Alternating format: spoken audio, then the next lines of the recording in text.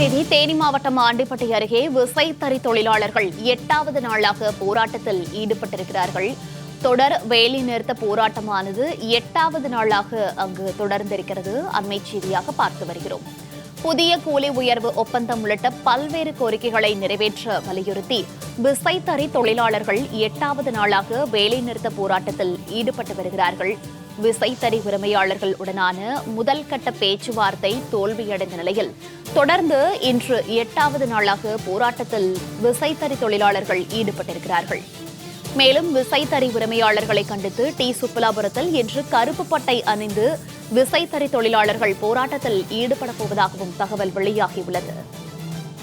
விவரங்களோடு தேனியிலிருந்து செய்தியாளர் பாலமுருகன் இணைப்பில் இருக்கிறார். பாலமுருகன், வணக்கம். தேனி மாவட்டத்தில் 8வது நாளாக விசைத்தறி தொழிலாளர்கள் போராட்டத்தில் ஈடுபட்டிருக்கிறார்கள்.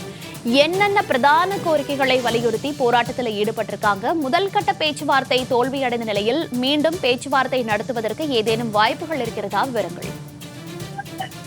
வணக்கம் மோனிகா.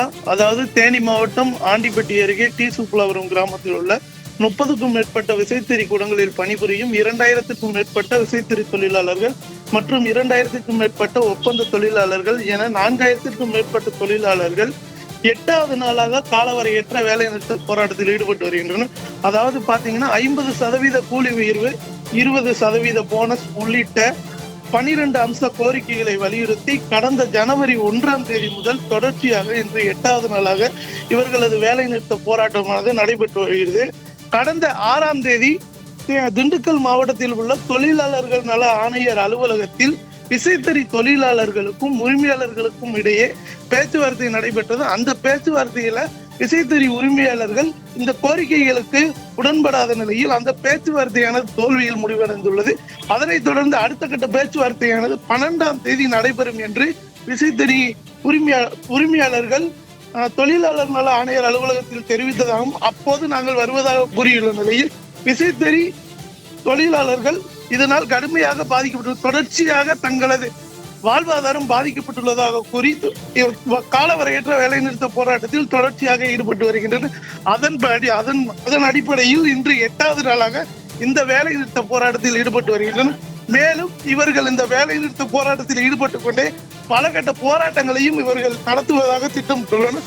அதாவது பாத்தீங்கன்னா உரிமையாளர்கள் உடனடியாக கோரிக்கைகளை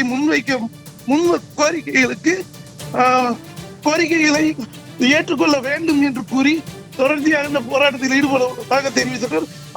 அதற்கு முதற்கட்டமாக இன்று காலை 10 மணி அளவில் டி. சுப்புலாபுரத்தில் உள்ள மாணிக்கநாதர் கோயிலில் அவர்கள் ஆர்ப்பாட்டத்தில் கருப்பு பட்டை அணிந்து ஆர்ப்பாட்டத்தில் ஈடுபட்டு விசைத்தறி உரிமையாளர்களை கண்டித்து கண்டன கோஷங்களை எழுப்பி ஆர்ப்பாட்டத்தில் ஈடுபட உள்ளனர். மோனிகா,